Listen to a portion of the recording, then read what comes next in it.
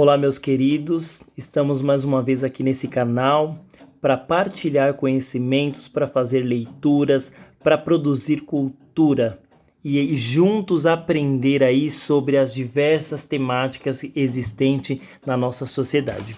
Vamos continuar com os nossos contos africanos. Hoje eu vou falar sobre as religiões africanas no Brasil, tá? Vamos lá? Espero que vocês gostem e reflitam sobre isso. Neste livro, vou convidá-los a conhecer um pouco sobre a religiosidade africana que faz parte da cultura afro-brasileira. Os africanos, apesar de terem sido trazidos de forma obrigatória e violenta, trouxeram consigo sua cultura e suas tradições religiosas. Durante a escravidão, eles manifestavam suas crenças e realizavam seus rituais nas senzalas, onde viviam, onde moravam. E aí até encontrar lugares que eles consideravam sagrados, como nos bosques das fazendas. Os negros foram trazidos de vários lugares da África, e que cada lugar possuía a sua cultura, a sua crença religiosa, e por terem de trabalhar juntos nas fazendas, eles se conheceram e aí houve uma mistura dessas crenças religiosas, tá?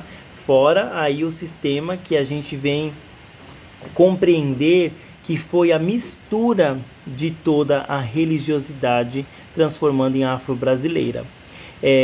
Por quê? Porque no início, quem estava junto com essa expedição europeia na invasão do Brasil, né, que nós chamamos hoje aí de descoberta, mas a gente sabe que não é bem uma descoberta, a Igreja Católica Apostólica Romana, com a sua representatividade dos jesuítas, né? Então eles que iniciaram aí esse processo de religiosidade, de catequese nesse espaço que foi denominado Brasil.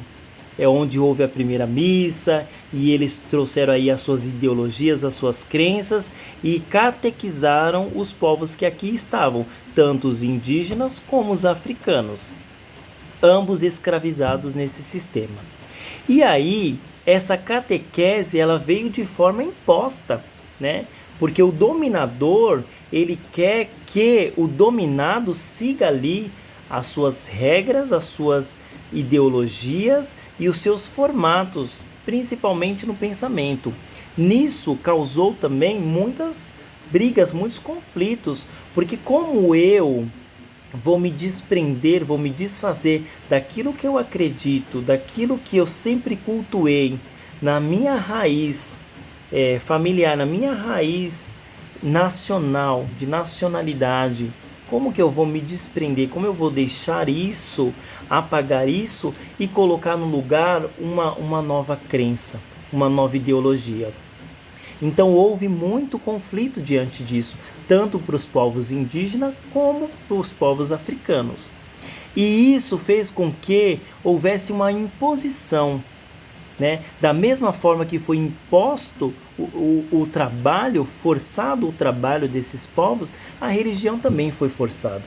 E eles tiveram que encontrar aí as suas formas de cultuar os deuses, os seus deuses, de manter a sua crença viva, acesa em seus corações, através dos seus ritos, de suas celebrações, muitas vezes caladas, muitas vezes no silêncio, ali dos pequenos grupos. Então, temos que compreender isso.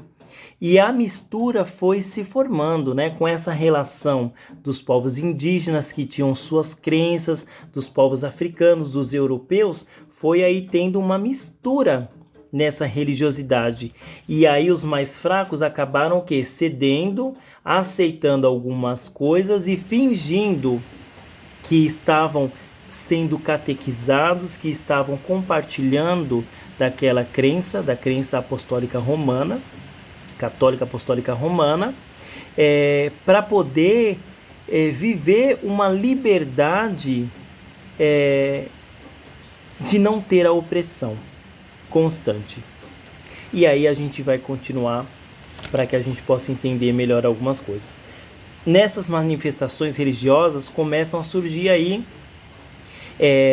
as religiosidades misturadas. A gente vê aí que tem o candomblé, tem umbanda, que já vem de uma mistura aí com rituais que estão diversificados dentro da proposta indígena, da proposta africana e da proposta europeia. Houve essa mistura. Em algumas das histórias das religiosidades tradicionais africanas, existem muita semelhança com as mitologias gregas e as romanas também, assim como as egípcias têm as suas relações, né? Então, nós sabemos que existem as mitologias gregas, dos deuses gregos, que sempre foram mencionados.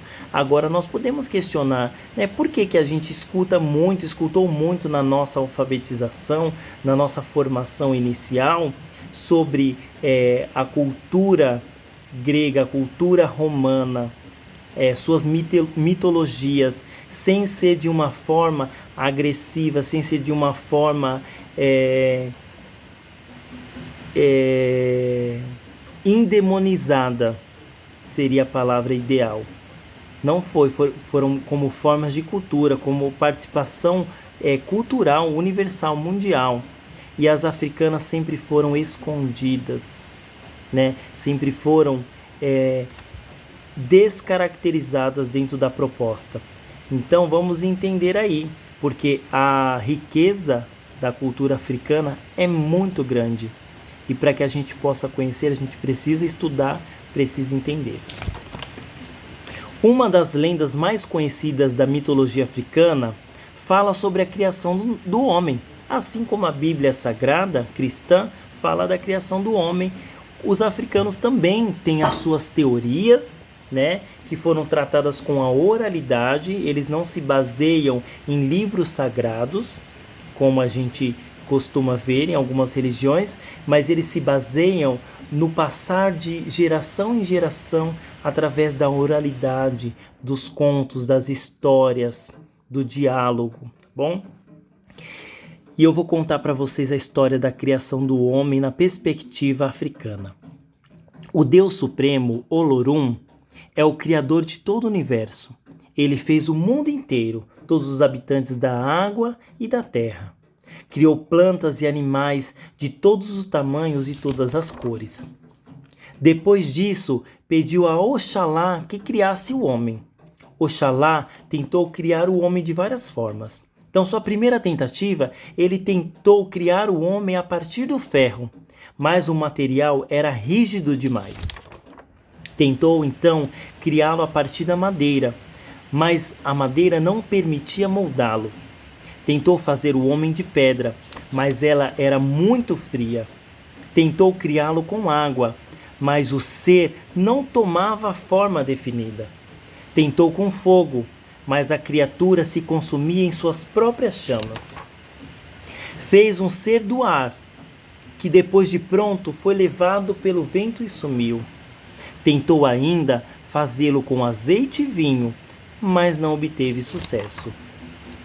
Triste por não conseguir cumprir o pedido de Olorum, Oxalá sentou-se à beira do rio e ficou pensando. Do rio surgiu Nanã, que lhe perguntou a razão de tanta tristeza. Quando Nanã ouviu a sua história, resolveu ajudá-lo. Ela então mergulhou no rio e trouxe lama lá do fundo, e entregou toda aquela lama em grande quantidade para ele. E assim ele conseguiu moldar o homem através da lama. Essa é a história da criação do homem, através da cultura africana. Então, por aqui nós ficamos hoje.